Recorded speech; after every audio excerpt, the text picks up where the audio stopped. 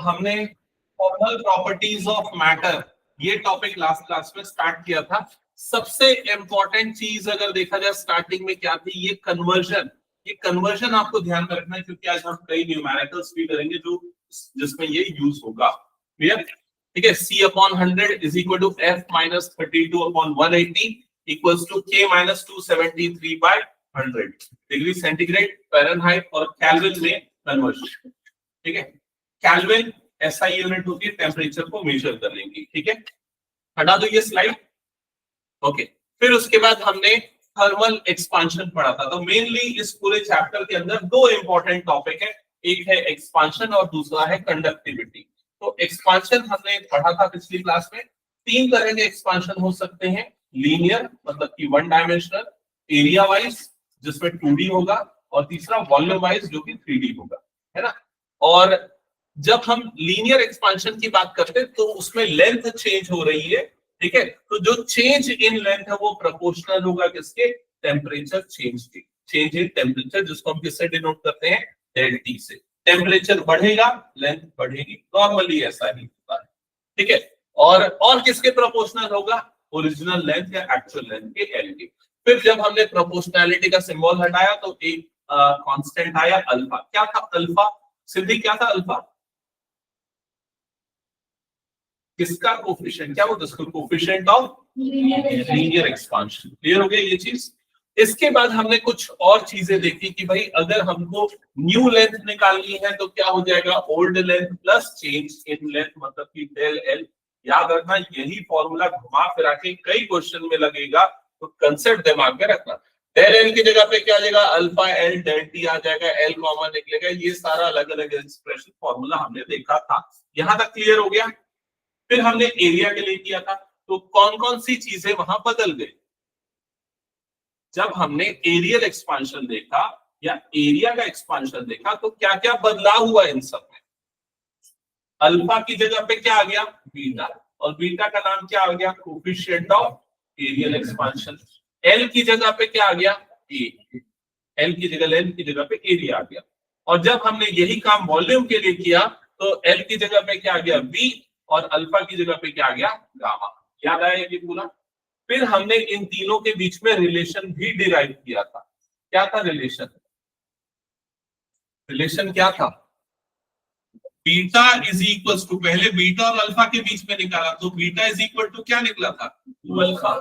फिर gamma is equal to क्या मिला था, 3 अल्फा। याद आया ये चीज, जिससे हमें पता चल गया कि alpha is to beta is to gamma का जो रेशियो होता है ये 1:2:3 के बराबर होता है। समझ गए ना। अल्फा कौन सा एक्सपांशन है, कोफिशिएंट ऑफ लीनियर एक्सपांशन, सीधे पता है 1 डायमेंशन। बीटा जो है एरिया का एक्सपांशन है, मतलब 2 डायमेंशन। 2 डायमेंशन जैसे कि रेक्टेंगल हो गया, लेंथ इनटू ब्रेड्थ होता है ना एरिया, तो इसलिए ये मल्टीप्लाइड बाय 2 हो गया। और volume gamma coefficient of volumetric expansion है, तो वॉल्यूम में क्या होता है, L into V into H, 3 dimension हो गया, इसलिए इसका क्या हो गया, 3 टाइम्स हो गया। समझ में ना लॉजिकली अगर आप उसको देखो तो। क्या ये सारी चीजें क्लियर है सबको, ठीक है। ये सब चीजें हमने पढ़ी थी। और क्या किया था, हाँ, थर्मामीटर वगैरह के 3 टाइप के थर्मामीटर हमने ऑब्जर्व किए थे। थर्मामीटर का बेसिक फंक्शनिंग है कि किसी भी क्वांटिटी की, किसी भी फिजिकल क्वांटिटी के पैरामीटर में बदलाव होता है, चेंज होता है डिपेंडिंग ऑन टेम्परेचर। कुछ क्वांटिटी है जैसे कि मर्करी, मर्करी में क्या होगा, उसकी जो मर्करी थ्रेड की लेंथ है वो ऊपर या नीचे होगी टेम्परेचर कम या ज्यादा होने से, जो हम घर के थर्मामीटर में देखते हैं। ठीक है। इसके अलावा इंडस्ट्रियल यूज में गैस थर्मामीटर वगैरह यूज होते हैं, और इलेक्ट्रॉनिक इंडस्ट्री में रेजिस्टेंस बेस्ड, जिसको हम क्या होता है, प्लैटिनम रेजिस्टेंस थर्मामीटर यूज होता है। तो ये सारे, ठीक है। और फिर हमने क्या किया था, हाँ, आइडियल गैस इक्वेशन डिराइव की थी, याद होगा। क्या था ideal gas equation, PV is equal to nRT। ये मेरे ख्याल से तुम केमिस्ट्री में भी पढ़ते हो ना, डिराइव किया है क्या उसमें भी, अच्छा उसमें डिराइव नहीं किया। वो 3 लॉस को कंबाइन करके डिराइव होता है। सबसे फर्स्ट कौन सा लॉ था, बॉयल्स लॉ। बॉयल्स लॉ क्या बोलता है, बॉयल्स लॉ बोलता है अगर टेम्परेचर कांस्टेंट है तो वॉल्यूम किसके प्रोपोर्शनल हो जाएगा, किसके इनवर्सली प्रोपोर्शनल होगा, प्रेशर। ठीक है। फिर आता है चार्ल्स लॉ।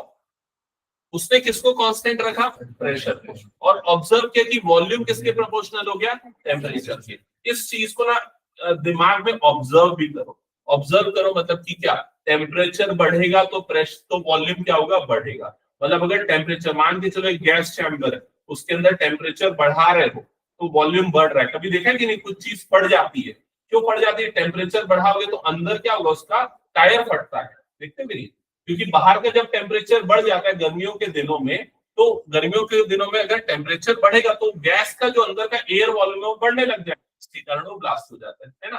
फिर चार्ल्स लॉ, फिर एवोगैड्रो लॉ, ये क्या बताता है कि वॉल्यूम किसके प्रोपोर्शनल होगा? Number of molecules. क्या ये क्लियर हो गया यहाँ तक की चीजें? और फिर हमने तीनों को कंबाइंड कर दिया, जिससे हमें एक कंबाइंड इक्वेशन मिला, इसलिए इसको कंबाइंड इक्वेशन भी बोलते हैं। ठीक है, जनरल इक्वेशन भी बोलते हैं। तो ये कंबाइंड इक्वेशन मिला, और जब इसको हमने हटाया प्रोपोर्शनैलिटी के सिंबल को, तो एक कांस्टेंट आ गया, और जिस कांस्टेंट को क्या बोलते हैं? यूनिवर्सल गैस कांस्टेंट, और इसको डिनोट करते हैं कैपिटल आर से। क्या ये क्लियर हो गया? ठीक है। और फिर उसके बाद हमने इसको इस तरीके से लिखा, PV is equal to NRT. ज्यादातर ये वाला फॉर्म यूज होता है, ध्यान रखना, PV is equal to NRT वाला। और इस पे कुछ चीजें कांस्टेंट रख के बाकी चीजों का एनालिसिस करते हैं। Ideal gas equation, general gas equation, combined gas equation, सभी यही। ठीक है, क्या ये क्लियर हो गया? हटा दो इसको फिर मैं। ठीक है, चलो इसके बाद फिर हमने ये सारी चीजें डिस्कस कर ली थी ऑलरेडी, ये हो गया। और रिलेशन डिराइव कर लिया था। ये वैल्यूज हमने देखा था कुछ मटेरियल की, हो सकता है आज कुछ क्वेश्चंस में यूज हो, न्यूमेरिकल में यूज हो, तो ध्यान में रखना है। ठीक है, इसके अलावा एक टॉपिक ये वाला, इसको मैंने दोबारा से पीपीटी में लिया क्योंकि हेडिंग मैंने नहीं डाली थी। दो चीजें, इनफैक्ट दो चीजें, एक तो ये है टेम्परेचर ग्रेड, ये थोड़ा सा ध्यान में रखना। ठीक है, नॉर्मल जो हमने कन्वर्जन अभी देखा ना, डिग्री सेंटीग्रेड, डिग्री फ़ारेनहाइट और डिग्री केल्विन में, वो कंपैरिजन उसी चीज को ना कुछ स्टैंडर्ड टेम्परेचर के लिए इसने बताया है। जैसे एब्सोल्यूट जीरो, ये वर्डिंग्स अगर यूज होगी तो आपको पता होना चाहिए। एब्सोल्यूट जीरो टेम्परेचर का मतलब है 0 डिग्री केल्विन। क्लियर हो गया ये चीज? और अगर इसको डिग्री सेल्सियस में बदलोगे तो इतना आएगा, डिग्री फ़ारेनहाइट में बदलोगे तो इतना आएगा। ठीक है, आइस पॉइंट जो होता है वो होता है 273.15 केल्विन, डिग्री केल्विन। एक और वर्ड यहाँ पर यूज होगा, और जिस टेम्परेचर का वैल्यू था 273.16 केल्विन, इसको ट्रिपल पॉइंट बोलते हैं ना। देखो जैसे यहाँ पर क्या होता है ना, यहाँ पर ये लिक्विड है, मतलब इस स्टेट को समझना है। यहाँ पर ये लिक्विड है, ये आइस पॉइंट हो गया, समझ गया ना। यहाँ पर आइस मेल्ट करना चालू होता है, टेम्परेचर इससे ज्यादा होता है। इससे कम होता है तो वो किसमें, वो आइस के फॉर्म में आ जाता है, सॉलिड आइस के फॉर्म में। और टेम्परेचर और बढ़ता है 373.15 केल्विन के ऊपर जाता है, मतलब 100 डिग्री सेल्सियस के ऊपर जाता है तो स्टीम पॉइंट हो जाता है। समझ गया ना ये चीज? तो यहाँ पर ना इन तीनों के बीच में एक इंपॉर्टेंट पॉइंट आता है 273.16 डिग्री केल्विन। इसको बोलते हैं ट्रिपल पॉइंट। क्या ये तुम लोगों ने केमिस्ट्री में पढ़ा है या सुना है? कभी नहीं सुना क्या? ये पॉइंट जो है इसको याद रखना, इसको बोलते हैं ट्रिपल पॉइंट। ये वो पहले था, ये सिलेबस में शायद अभी हट चुका है। ट्रिपल पॉइंट वो पॉइंट होता है जिस पॉइंट पे टेम्परेचर और प्रेशर ऐसा सेट किया जाता है कि एक सब्सटेंस अपने तीनों स्टेट में हो सकता है। तीनों स्टेट मतलब लिक्विड, सॉलिड और गैस, तीनों में। समझ में आया ये चीज? ये मेल्टिंग पॉइंट से थोड़ा सा ज्यादा होता है। ठीक है, इस पॉइंट को क्या बोलते हैं? मेल्टिंग पॉइंट बोलते हैं। 273.15 डिग्री केल्विन। क्या ये क्लियर हो गया? आगे हम उसमें थोड़ा बहुत डिस्कशन करेंगे कि ये क्या है।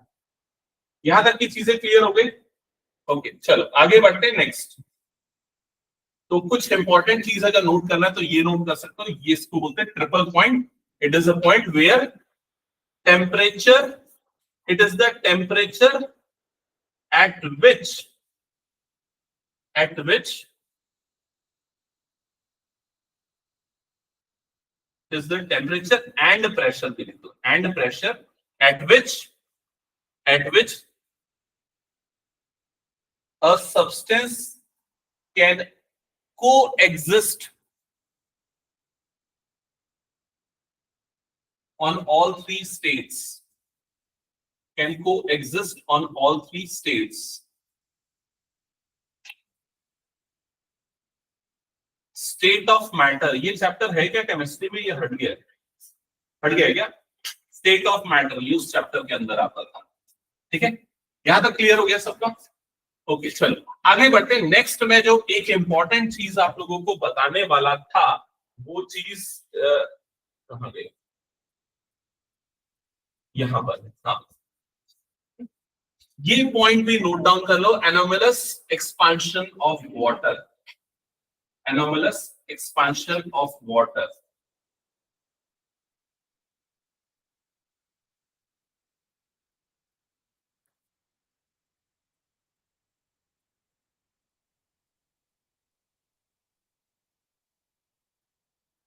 ठीक है, अब मैं कुछ चीज पूछने वाला हूं तो सुनना ध्यान से।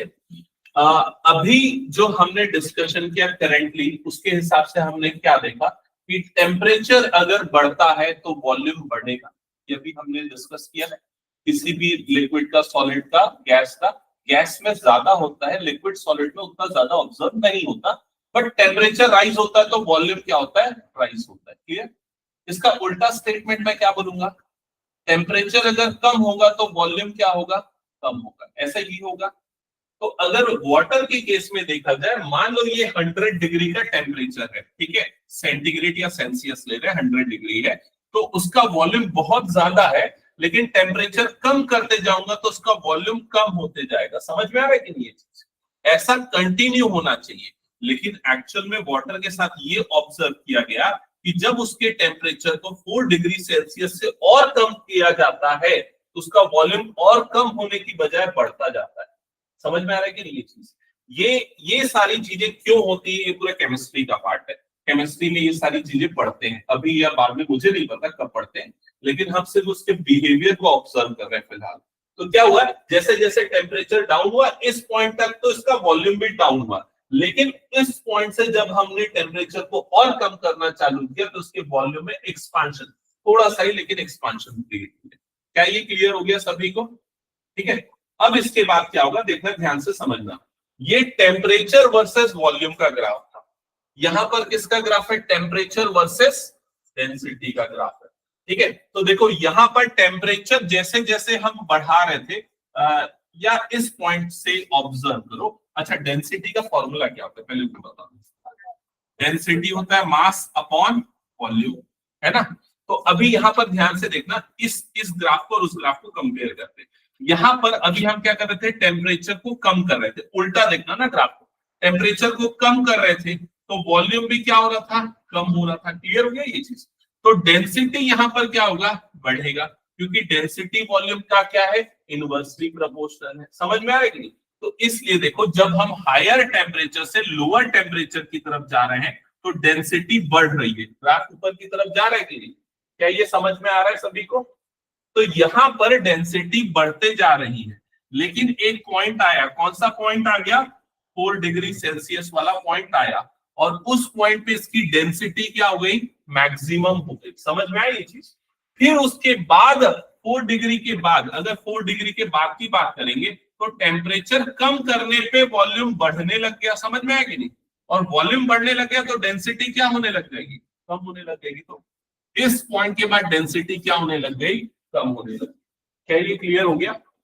ठीक है, इसी वजह से अगर तुम लोग ऑब्जर्व करोगे कि जो आइस होती है, आइस की डेंसिटी जो होती है वो लिक्विड से कम हो जाती है, इसीलिए वो फ्लोट करता है लिक्विड के ऊपर। अब हमने पढ़ा है ना कौन सी चीज फ्लोट करेगी, आर्किमिडीज प्रिंसिपल में कौन सी चीज सिंक करेगी? अगर सब्सटेंस की डेंसिटी लिक्विड की डेंसिटी से कम है तो वो क्या करेगी? फ्लोट करेगी। ज्यादा हो जाएगी तो वो क्या हो जाएगी? सिंक। इसीलिए आइस फ्लोट क्यों करता है लिक्विड के ऊपर? क्योंकि उसकी डेंसिटी कम हो जाती है। क्या ये क्लियर हो गया? तो ये जो चीज मैंने बताई, इस पे बेस्ड कुछ क्वेश्चन आ सकते हैं। What do you mean by anomalous expansion of water? तो आपको क्या लिखना है? आपको ये मेंशन करना है, if we decrease the temperature up to 4 degree Celsius, the volume of water decreases and hence density of water increases. But after further decrease of temperature below 4 degrees centigrade, the volume of water gets increases and hence the density gets decreases. That's why the ice floats in the liquid or water. क्या ये clear हो गया सबको? ठीक है, तो ये note कर लोगे ना, खुद के वर्ड्स में लिख लोगे या नोट इसमें मैं बना के दे दूंगा मैं लोगों को पीपीटी, ठीक है। आगे बढ़े नेक्स्ट। चलो नेक्स्ट आ जाते हैं। ये सारी चीजें हमने डिस्कस कर ली थी।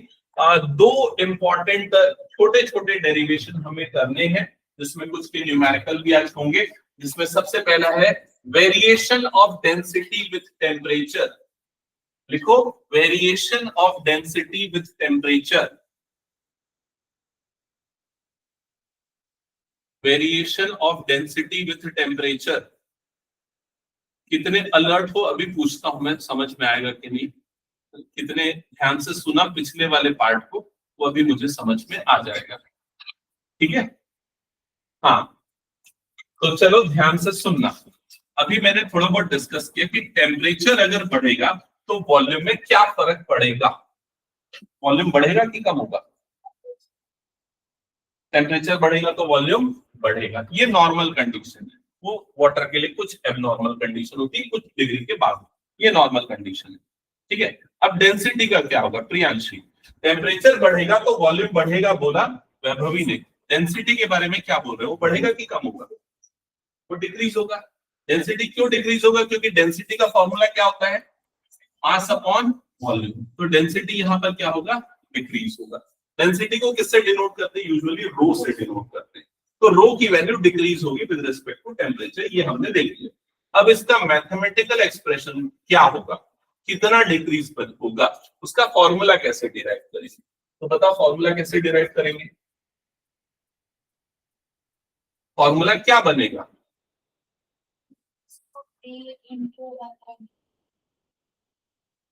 लेकिन A इज इक्वल टू, नहीं एक्चुअली में वॉल्यूम के इंक्रीज का फॉर्मूला हमने कुछ बनाया था क्या? चेक करो जल्दी पिछली क्लास में। वो न्यू वॉल्यूम अगर आपको निकालना है V dash that is equal to old volume plus change in volume, याद आया कि नहीं? ये हमने ये वाला एक्सप्रेशन हमने यूज किया था। V dash is equal to क्या था? V प्लस डेल V, है ना। वॉल्यूमेट्रिक एक्सपेंशन के अंदर हमने इसका छोटा छोटा डेरिवेशन किया था, याद आया ये चीज?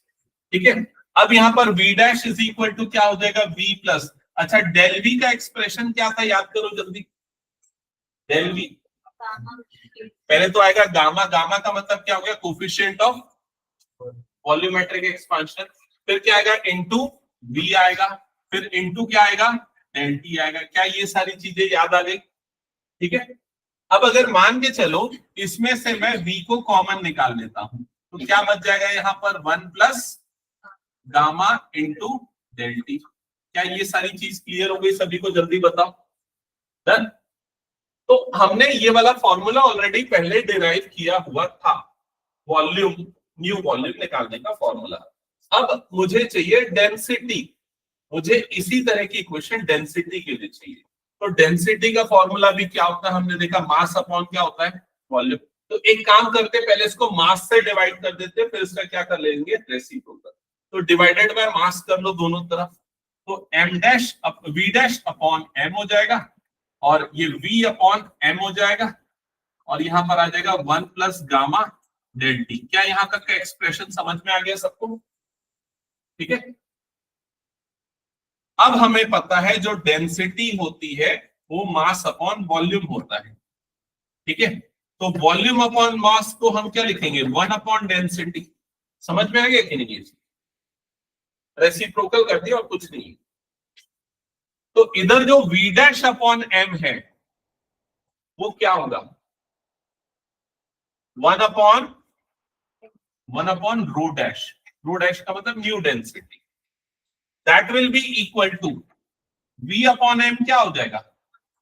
1 अपॉन रो, और इधर पे क्या आ गया? 1 प्लस गामा डेल टी। क्या ये क्लियर हो गया? चेक कर लो, ठीक है। अब बताओ फर्दर एक्सप्रेशन इसका क्या होगा? हमें चाहिए रो डैश की वैल्यू, समझ गए ना? रो डैश की वैल्यू निकाल लीजिए, तो उसके लिए क्या करना पड़ेगा? इसको ऐसे क्रॉस मल्टीप्लाई कर लो, ये गया उधर, ये गया इधर पे, ठीक है। और इसको भी क्रॉस मल्टीप्लाई करके नीचे डाल देते हैं, तो क्या हो जाएगा? इधर पे आ जाएगा रो इनटू रो अपॉन हो जाएगा ना, रो अपॉन हो जाएगा, rho upon 1 plus gamma into delta T is equal to क्या हो जाएगा? इधर पे रो डैश। क्या ये क्लियर हो गया? चेक करके बताओ जल्दी। या फिर rho dash is equal to क्या लिख सकता हूं, rho into 1 plus gamma into delta T, पूरे की पावर क्या लग जाएगा, -1। क्या ये समझ में आया सभी को? जल्दी बताओ। कुछ नहीं किया, इधर उधर क्रॉस मल्टीप्लाई सिंप्लीफाई, बस इतना ही किया है। डन। अब बायो वाले बच्चे नहीं, मैथ्स वाले बच्चे एक चीज बताओ, बायनोमियल थ्योरम सुना है कि नहीं? Binomial theorem, binomial theorem 11th maths के पार्ट होता है, ठीक है, जिसमें हम बायनोमियल एक्सपेंशन पढ़ते हैं। याद है बायनोमियल एक्सपेंशन क्या होता था? बायनोमियल का नाम से मतलब क्लियर है, बायनोमियल दो टर्म होते हैं, मोनोमियल, बायनोमियल, ट्राइनोमियल सब पढ़ते थे। बायनोमियल मतलब a प्लस बी पूरे की पावर n, इसके एक्सपेंशन को बायनोमियल एक्सपेंशन बोलते हैं। अगर पावर में 2 आ जाता है तो क्या फॉर्मूला लगता है, a square plus b square plus 2ab। याद आया ये चीज? n आता है तो फॉर्मूला में क्या हो जाता है, a की पावर n, फिर क्या हो जाता था, a की पावर n प्लस फिर nc0 कुछ तो भी कोफिशिएंट आता था, और फिर क्या हो जाता था, a की पावर n माइनस 1 b, फिर ऐसा करके घटते जाता था उसका कोफिशिएंट। याद है कि नहीं? ये वाला था बायनोमियल एक्सपेंशन, ठीक है। तो अगर इसका बायनोमियल एक्सपेंशन करेंगे तो भी कई सारे टर्म्स आएंगे, लेकिन पहला टर्म जो होगा वो पॉजिटिव होगा, दूसरा टर्म क्या हो जाएगा, नेगेटिव हो जाएगा, क्योंकि पावर में -1 आ रहा है, नेगेटिव पावर के साथ बायनोमियल एक्सपेंशन। तो जब भी ऐसा एक्सप्रेशन बनता है ना, a प्लस बी की पावर में -n अगर बनता है, तो बायनोमियल एक्सपेंशन में हम इसको a minus n into B लिख सकते हैं, अगर b की वैल्यू बहुत छोटी है तब, ठीक है। तो ये ध्यान रखना। ये हमने और भी कुछ एक जगह पे शायद किया है, मुझे कंफर्म याद नहीं आ रहा है, बट ये होता है, अप्लाई होता है। तो ये -1 जो है ना, वो कहां पर मल्टीप्लाई हो जाएगा, सामने में मल्टीप्लाई हो जाएगा, ये हो जाएगा 1 माइनस ये क्या हो जाएगा, गामा इंटू डेल्टा टी। ये आ जाएगा रो डैश का एक्सप्रेशन, ये आएगा रो डैश का एक्सप्रेशन। मतलब कि डेंसिटी जो है वो कम हो रही है टेम्परेचर के इंक्रीज होने से। इस चीज को मैथमेटिकली अगर देखोगे तो टेम्परेचर डिफरेंस बढ़ेगा, डेल्टी बढ़ेगा, तो 1 में से ज्यादा बड़ा नंबर माइनस होगा, ये माइनस होगा तो ये वाली वैल्यू जो है और छोटी आ जाएगी। समझ में आ गया ये चीज? यहां तक क्लियर हो गया ये छोटा सा डेरिवेशन, ठीक है। अब चलो इस पे बेस्ड एक क्वेश्चन करते हैं, न्यूमेरिकल करते हैं, जो डेंसिटी के बेस्ड है।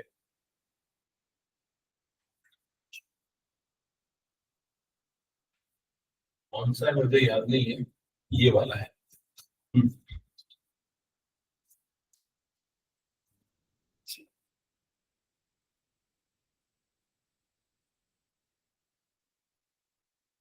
पहली लाइन सबने पढ़ लिया? हाँ, तो सिद्धि बताओ फर्स्ट लाइन में क्या लिखा है?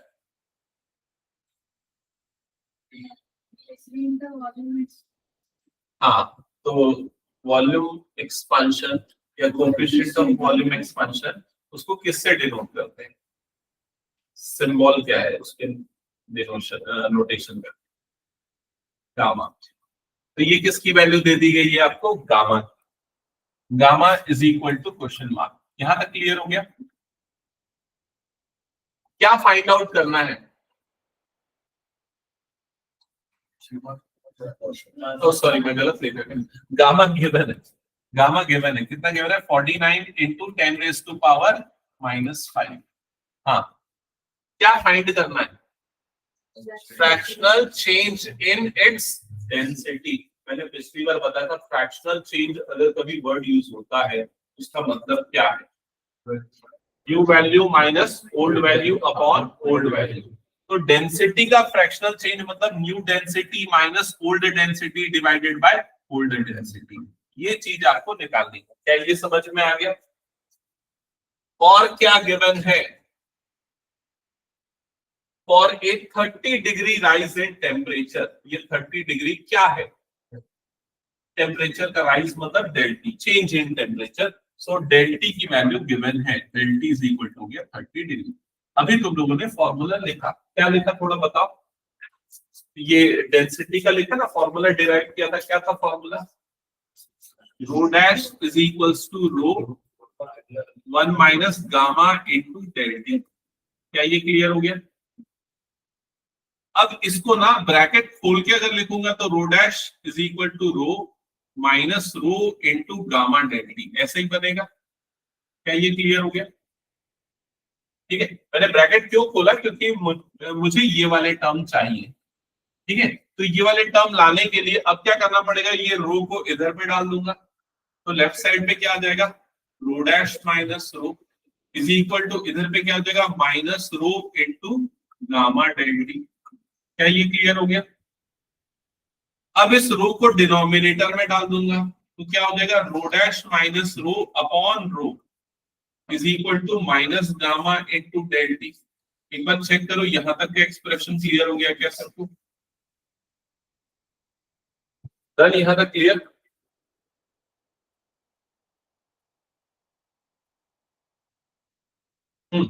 अब क्या करना है, गामा और डेल टी की वैल्यू डालनी है जो दोनों आपको दी हुई है, पुट कर दो दोनों वैल्यू।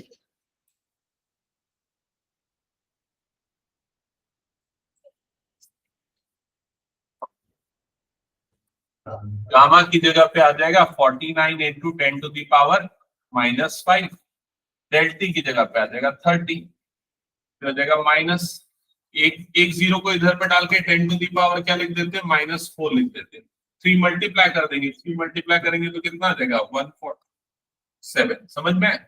या लिख सकते हैं -1.47 इंटू 10 टू दी पावर -2, या और अगर पॉइंट में लिखना है तो -0.147 ये आ जाएगा।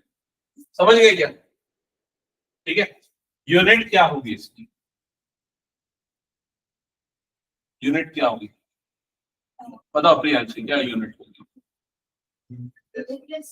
यूनिट लेस होगा, क्योंकि ऊपर भी डेंसिटी नीचे भी डेंसिटी, मतलब क्या हो जाएगा, यूनिट लेस। क्या ये क्लियर है सबको? माइनस का मतलब, माइनस क्यों आया, उसका क्या सिग्निफिकेंस है यहाँ पर? डेंसिटी कम हो रही है, यहाँ माइनस का मतलब कम हो रही है क्वांटिटी। क्या ये क्लियर हो गया? हटा दो फिर इसको मैं। चलो नेक्स्ट टॉपिक पे आते हैं। एक और छोटा सा एक्सप्रेशन हमें करना है यहाँ पर, thermal expansion of gas. Thermal expansion of gas, ठीक है, थर्मल एक्सपांशन ऑफ गैस, छोटा सा डेरिवेशन है, चलते चलते सबसे पहले लिखना, expansion is gas is more rapid, expansion in gas is more rapid as compared to solid and liquid,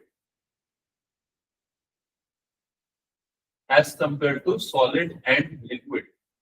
अभी हमने थोड़ी देर पहले ये डिस्कस किया भी था, गैस में ज्यादा रैपिड एक्सपांशन होता है as compared to solid and liquid।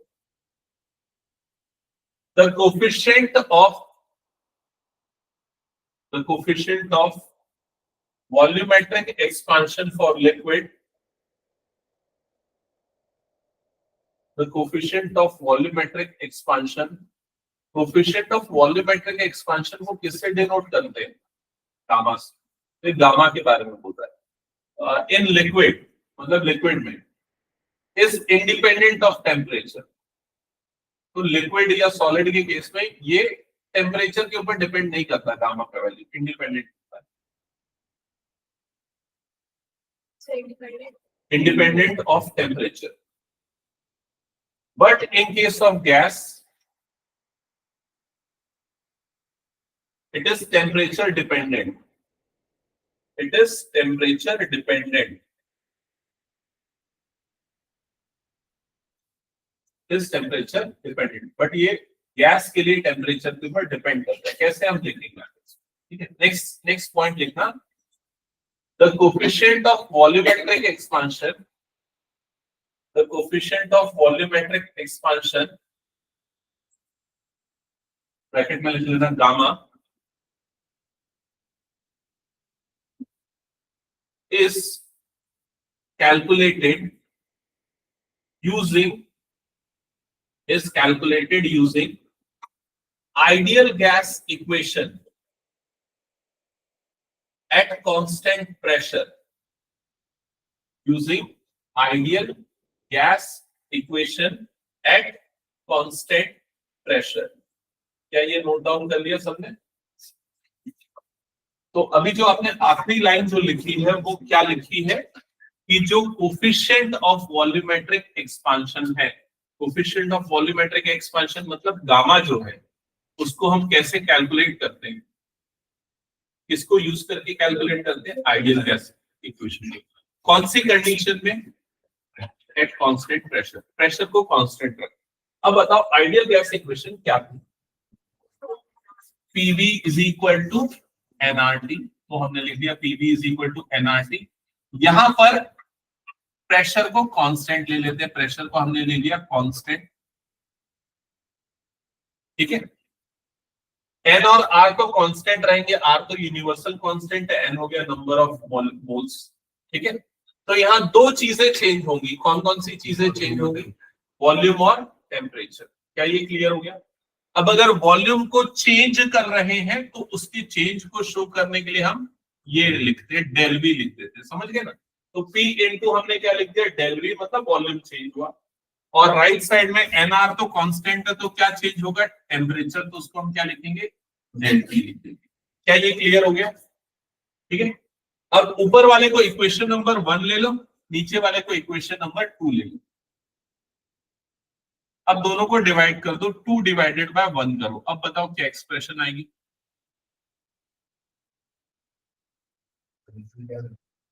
P into del V upon P into B, और इधर पे क्या हो जाएगा?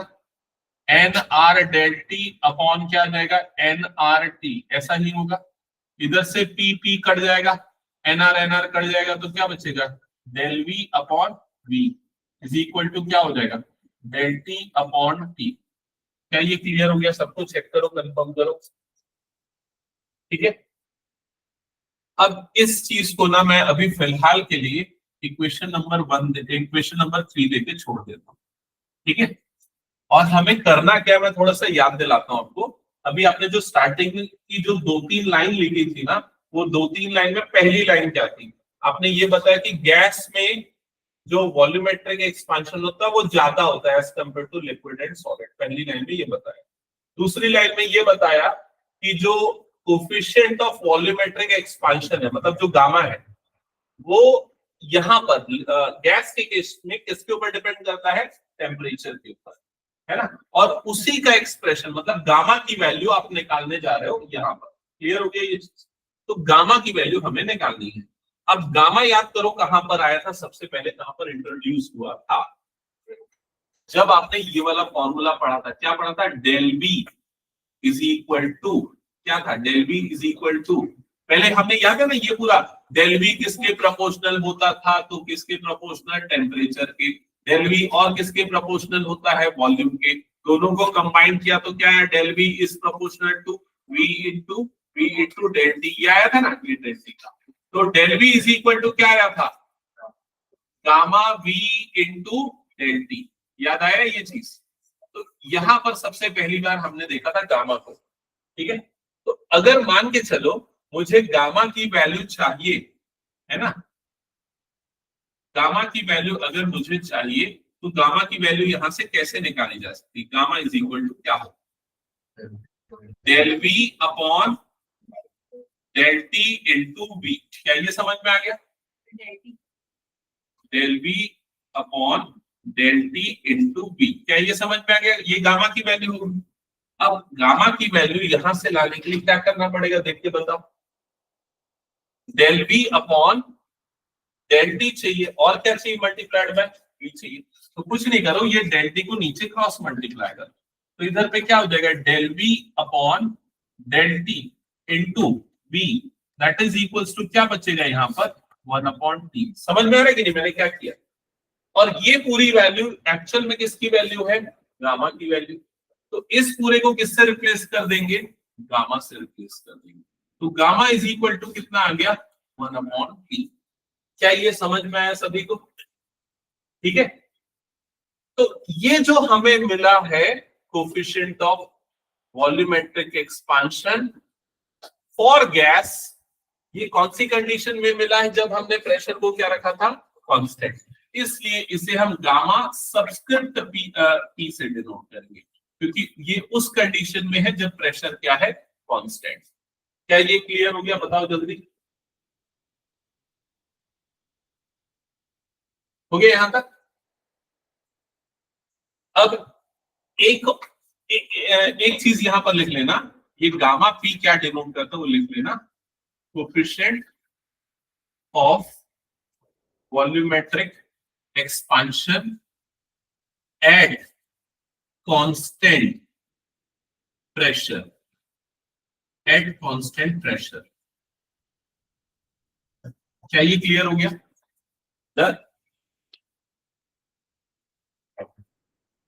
Coefficient of volumetric expansion eight constant pressure. अब एक क्वेश्चन नोट करो, derive an expression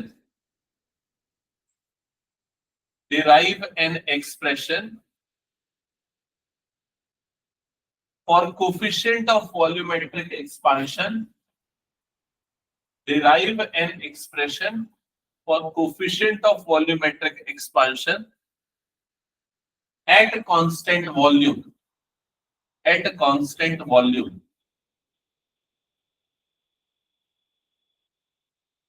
अब बताओ क्या करना है, क्या निकालना है? अभी जो किया उसको देखो, गामा की वैल्यू निकालनी है एट कांस्टेंट वॉल्यूम। तो अभी हमारे पास जो ये आइडियल इक्वेशन थी, हमने किसको कांस्टेंट लिया था? प्रेशर। अब किसको कांस्टेंट लेंगे? वॉल्यूम को। तो कौन सी चीजें चेंज होंगी? पी और टी। समझ में आएगी ये चीज? अब वो सारा चेंजेस करो, फिर बताओ क्या आएगा एक्सप्रेशन।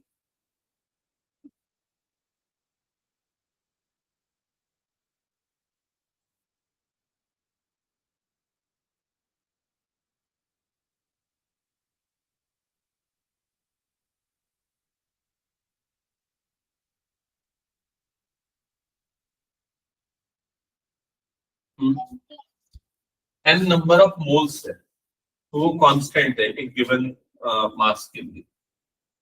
तुम अपसेट थे क्या लास्ट क्लास में?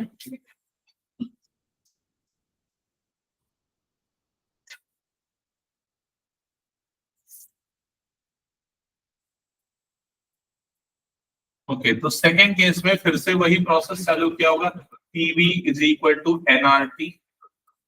ठीक है, फिर उसके बाद यहाँ del P P is equal to NR, इधर पे क्या हो जाएगा? Del T. दोनों को डिवाइड कर दिया होगा, तो del P into V upon P into V is equal to N R del T upon N R T. ये आ गया होगा, दोनों तरफ से एन आर कट गया, इधर से v और v भी कट गया, तो del p upon p is equal to del t upon t। ऐसा आया क्या? जल्दी बताओ सबका।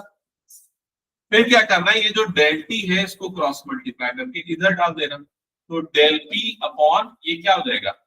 p into del t, that is equals to क्या हो जाएगा? 1 अपॉन t।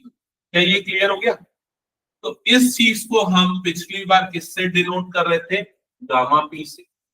इस बार इसको किससे डिनोट करेंगे हम? गामा v से। ठीक है, गामा v से। तो gamma v is equal to कितना हो जाएगा? 1 अपॉन t। क्या ये क्लियर हो गया? Coefficient of volumetric expansion at constant volume. क्या ये क्लियर हो गया? हटा दो फिर इसको मैं। तो ये दो छोटे छोटे डेरिवेशन है जो आप लोगों को करना था इस चैप्टर में। एनआरटी को देखो, हमें एक्चुअल में क्या है, हमें क्या पता है यहाँ पर, ये जो आइडियल गैस इक्वेशन जो आप देख रहे हो ना, यहाँ पर ना तीन चीजें बदलती है। तो प्रेशर, दूसरा वॉल्यूम, तीसरा टेम्परेचर। एन और आर यहाँ पर क्या होता है? कांस्टेंट। अगर मान के चलो तुमने किसी एक और चीज को, वॉल्यूम को भी कांस्टेंट ले लिया, तो कौन सी चीजें बदलेंगी? सिर्फ प्रेशर बदलेगा और क्या बदलेगा? टेम्परेचर बदलेगा। तो यहाँ पर तुमने क्या किया? पहले तो नॉर्मल इक्वेशन लिखी, अब तुमने यहाँ पर वॉल्यूम को कांस्टेंट कर दिया, तो डेल पी मतलब change in pressure, change in temperature, ये आ गया। अब अगर मान के चलो तुम्हें सिर्फ प्रेशर और टेम्परेचर में रिलेशन चाहिए तो आपने दोनों को डिवाइड कर दिया, जिससे क्या हो गया, इधर से वॉल्यूम वॉल्यूम कट गया, एनआर एनआर कट गया, तो क्या मिल गया आपको, चेंज इन टेम्परेचर और चेंज इन प्रेशर का रेशियो क्या आएगा। और उसी को फर्दर उसी से आप क्या निकाल सकते हो, गामा बी की वैल्यू, जो हमने स्टार्टिंग में देखा था ना, गामा क्या होता था, gamma B is equal to 1/T होता है। हाँ गामा, हाँ वो भी आएगा डेल्टा नहीं नहीं वो नहीं आएगा, ये जो पूरा रेशियो, जैसे देखो यहाँ पर क्या आया था, ये मैंने हटा दिया शायद तक, याद है तुम लोगों को स्टार्टिंग में del V is equal to हमने जो डिराइव किया था एक्सप्रेशन क्या था, gamma into V into del D था, ये था एक्सप्रेशन, याद है। तो गामा की वैल्यू क्या आ रही थी, del V upon V del T, ये थी गामा की वैल्यू, ठीक है। तो यहाँ पर गामा की वैल्यू क्या होगी, यहाँ वॉल्यूम के चेंजेस को ऑब्जर्व कर रहे थे, जब आप प्रेशर के चेंजेस को ऑब्जर्व करोगे तो V की जगह पे क्या आ जाएगा, P आ जाएगा, तो del P upon P into क्या आ जाएगा, ये डेल T, तो ये गामा की वैल्यू प्रेशर के ऊपर डिपेंड हो जाएगी, समझ में आई ये चीज, ठीक है। अच्छा, एक और इंपॉर्टेंट चीज अगर आप लोग ऑब्जर्व किया होगा, आप लोगों ने दोनों इक्वेशन से, दोनों डेरिवेशन से, ये दोनों वैल्यू क्या आई है, सेम आई है, तो gamma V is equal to gamma P, और दोनों की वैल्यू कितनी आई है, 1/T, T का मतलब क्या है, टेम्परेचर, इसीलिए स्टार्टिंग में आपने लिखा था ना, इसके लिए कोफिशिएंट ऑफ एक्सपांशन किसके ऊपर डिपेंड कर रहा है, टेम्परेचर के ऊपर, ठीक है। और दोनों टाइप के कोफिशिएंट ऑफ एक्सपांशन सेम हो गए यहाँ,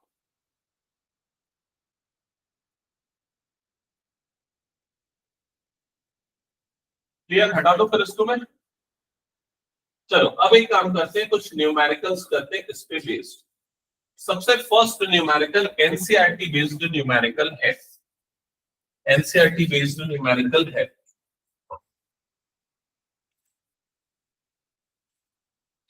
ठीक है। ये न्यूमेरिकल को समझने के पहले आप एक चीज समझो, अभी जो हमने पढ़ा, हमने ये पढ़ा कि भाई टेम्परेचर अगर राइज करते हैं तो वॉल्यूम में भी क्या होता है, राइज होता है, ये हमने ऑब्जर्व किया। इसके कई एप्लीकेशंस हैं, बहुत सारे एप्लीकेशंस हैं, जिसमें से एक सबसे कॉमन एप्लीकेशंस है एयर टाइप बॉक्स बनाने के लिए, इसको बहुत जगह पे यूज किया जाता है। या अगर आपने कभी पहले पुराने जमाने में वो देखा होगा, जो बैलगाड़ी होती थी, उसके जो छक्के होते थे, उसके जो पहिए होते थे, उसके पहिए यूजुअली वुडन होते थे, लेकिन उसके ऊपर में रॉड की, आयरन की रिम लगाते थे। कभी किसी ने देखा है क्या ये चीज, नहीं देखा होगा तो ये या हॉर्स का भी जो गाड़ी होता है उसमें भी वो लगाया जाता है, वो रिम लगाया जाता है, तो वो रिम को ना एकदम टाइट लगाना पड़ता है, नहीं तो फिर प्रॉब्लम हो जाता है। तो उसको टाइट लगाने के लिए क्या करते हैं, जनरली वो जो आयरन की जो रिम है ना, पहले उसको हीट देते हैं और उसका साइज ऐसा बनाते हैं कि जो एग्जैक्टली उस वुडन टायर के या जो भी उसका व्हील है उसके साइज के बराबर उसको हीट करते हैं, जिससे वो थोड़ा सा फैल जाता है, फिर उसके बाद उसको उसके अंदर लगा देते हैं, समझ में, जिससे वो क्या होता है, इजीली उसके अंदर फिट हो जाता है, ठीक है। और कहां पर ऐसे यूज करते बताओ, तो जहां चीजों को हीट करके उसको उसके वॉल्यूम को बढ़ाया जाता है, बाद में उसको स्लो कर दिया जाता है। ऐसा और कभी देखा है कि किसी चीज पे ब्रेड मेकिंग में, हाँ प्लेट नहीं। और मैं कुछ सोच रहा था, जैसे अगर हमारी रिंग्स जो है, रिंग्स अगर हाथ पे फंस जाती है तो यूजुअली हम सोप का यूज करते हैं, ठीक है। और ऐसी कोई चीज उसमें हीट का तो यूज नहीं कर सकते ऑब्वियसली। और कौन सी चीज है, और कई चीज हो सकती है ऐसी जहां पर होगा, देखेंगे हम उस पे एप्लीकेशन पे। फिलहाल जो क्वेश्चन है वो क्वेश्चन उससे रिलेटेड है, जो मैं एक एप्लीकेशन आपको बता रहा था। क्या लिखा है, अ black Smith fixes iron ring on rim of wooden wheel of horse cart. The diameter of the rim and the iron ring are this and this. तो ये किसका डायमीटर है बताओ जल्दी, ये रिम का डायमीटर है। रिम का है कि रिंग का है, रिम का है, हाँ। रिम मतलब कि मतलब वो जो आपका व्हील वाला जो रिम हो गया ना, ये उसका डायमीटर है, ये व्हील वाला, ठीक है। और इसके ऊपर एक आयरन की रिंग लगा रहे हैं, इसके ऊपर एक आयरन की रिंग लगा रहे हैं, तो आयरन की जो रिंग लगा रहा है उसका डायमीटर ये है। आयरन की रिंग सपोज ये ऐसे कुछ है और उसका डायमीटर आपको दिया हुआ है, इसका डायमीटर है 5.231 और इसका डायमीटर है 5.243। क्या ये क्लियर हो गया दोनों के डायमीटर? अब इस रिंग को अगर इसके ऊपर लगाना है तो क्या प्रैक्टिकली पॉसिबल होगा? नहीं होगा, क्योंकि इसका डायमीटर कम है, इसका डायमीटर ज्यादा है, तो इसलिए ये इसमें फिट नहीं हो। तो ये इसमें फिट नहीं होगी तो क्या करेंगे हम? इसका टेम्परेचर राइज करेंगे। टेम्परेचर राइज करेंगे जिसमें इसमें एक्सपांशन होगा। क्लियर हो गया ये चीज?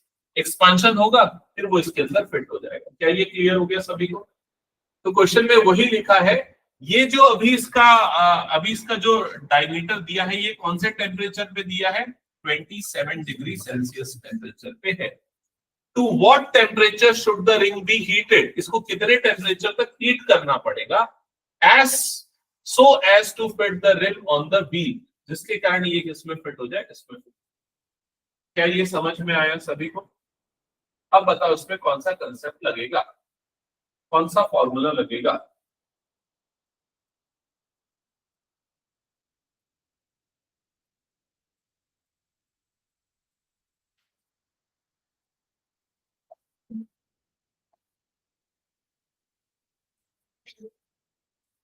डेल एल वाला, करेक्ट।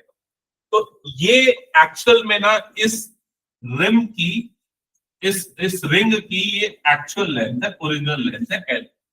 और हमें पता है कि हमें फाइनल लेंथ उसकी कितनी लानी है? इतनी लानी है। मतलब ये क्या हो गया? एल डैश हो गया। दोनों अलग रिंग नहीं है, ये व्हील है और ये रिंग है। इसको इसके अंदर फिट करना है। समझ में आ रहा है जो मैं बोल रहा हूं? तुम लोगों ने कभी वो ट्यूब वाला पंचर बनवाया है क्या? ट्यूब वाला पंचर बाइक वगैरह में ज्यादा होता है, साइकिल में भी थोड़ा बहुत होता है। अगर बहुत ज्यादा अगर ट्यूब फटने लग जाता है तो वो क्या करता है, वो जो रिम होता है ना, जो आपका वो होता है, व्हील होता है, उसके ऊपर एक ट्यूब की लेयर लगा देता है, जिसके कारण वो पंचर कम हो जाता है। तो ये उसके ऊपर फिट हो रहा है। समझ में आया कि नहीं ये चीज? ऐसा कुछ किया। हाँ, तो ये एल डैश हो गया, मतलब हमें न्यू लेंथ, इसकी न्यू डायमीटर एक्सपांड करके इतना बनाना है, ये पता चल गया। और ये एल मतलब ओरिजिनल इतना था। यहां तक क्लियर हो गया? अब इसके बीच में रिलेशन जिस फॉर्मूले से बनता है वो फॉर्मूला क्या है? रिकॉल करो और बताओ। L dash is equal to क्या है? एल प्लस डेल एल, ये बोल सकते हो। या फिर डेल एल का भी फॉर्मूला लगा दोगे तो क्या हो जाएगा? L into del T into alpha. याद है alpha coefficient of linear expansion. और यहां पर क्या आ गया? ये एल डैश आ गया। क्या ये चीज क्लियर हो गई? अब एल डैश की वैल्यू आपको पता है कितनी है? 5.243। एल की वैल्यू पता है आपको कितनी है? 5.231 प्लस एल की जगह पे भी कितना आ गया? 5.231 into del T into alpha. ऐसा हो गया। तो ये वाले टर्म को इधर पे भेज दो तो ये हो जाएगा 5.243 minus 5.231 is equal to 5.231 into del T into alpha. ऐसा हो गया। यहां तक क्लियर हो गया? इसमें से इसको माइनस करो, बताओ क्या बचेगा? 0.12 नहीं 0.012। 5 में से 5 0, 2 माइनस 2 0, 4 में से 3 गया तो 1 बचा, 3 में से 2 गया, 3 में से 1 गया तो 2 बचा। यहां तक क्लियर हो गया? इक्वल्स टू ये 5.231 को अपॉन में डाल देते तो डिवाइडेड बाय क्या हो जाएगा? 5.231 that is equal to delta T into क्या हो जाएगा यहाँ पर? अल्फा। यहां तक क्लियर हो गया? अब अल्फा क्या है? Coefficient of linear expansion. और यहाँ किस मटेरियल का लीनियर एक्सपांशन की बात कर रहा है? आयरन। तो आयरन का coefficient of linear expansion fix है, क्वेश्चन में दिया रहेगा। एनसीईआरटी का क्वेश्चन है इसलिए उसने नहीं दिया, क्योंकि वो जानता है, बुक से पढ़ लेंगे। तो coefficient of linear expansion for iron कितना होता है? 1.2 इंटू 10 टू द पावर -5। तो अल्फा की ये वाली वैल्यू यहाँ पर पुट कर दो।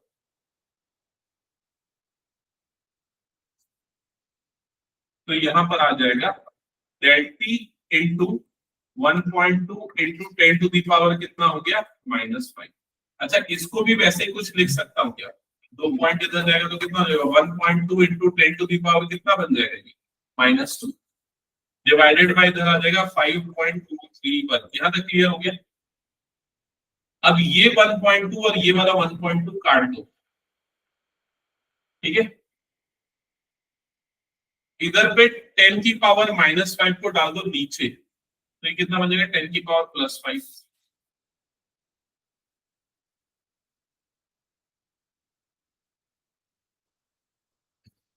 तो ये कितना हो जाएगा 10 की power -2 upon 5.231 into 10 to the power -5 is equal to कितना हो जाएगा डेल टी। ये ऊपर जाएगा तो 10 की पावर 3 डिवाइडेड बाय क्या हो जाएगा, ये 5.231 को 5 मान लेता हूं, समझ में आ रही है ये चीज। इसको 5 ले लिया कैलकुलेशन को इजी बनाने के लिए। 10 टू दी पावर 3 मतलब कितना हो जाएगा 1000 बाय 5। 1000 बाय 5 करोगे, 5 से डिवाइड करोगे तो कितना हो जाएगा ये 200। तो डेल टी की वैल्यू आ गई 200। एक बार चेक करो यहां तक समझ में आया क्या सभी को।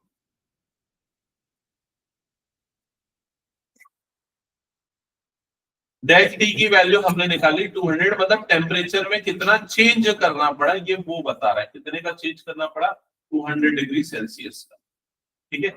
अब आपको ये दिया हुआ है कि इनिशियली जो था वो किस टेम्परेचर पे था, तो इनिशियली कौन सा टेम्परेचर बता रहा था 27 डिग्री, है ना।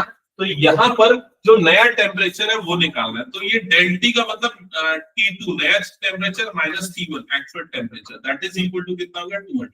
डेल टी का मतलब वही है ना change in temperature, U minus old, old temperature आपको दिया हुआ है 27, तो T2 minus 27 is equal to कितना हो गया 200।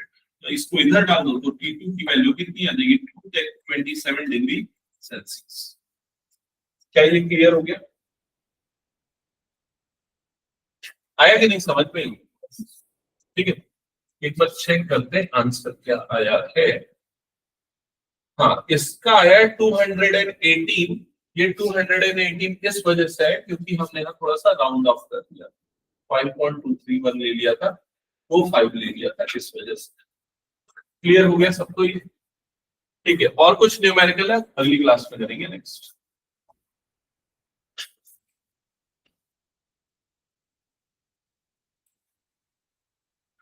हम्म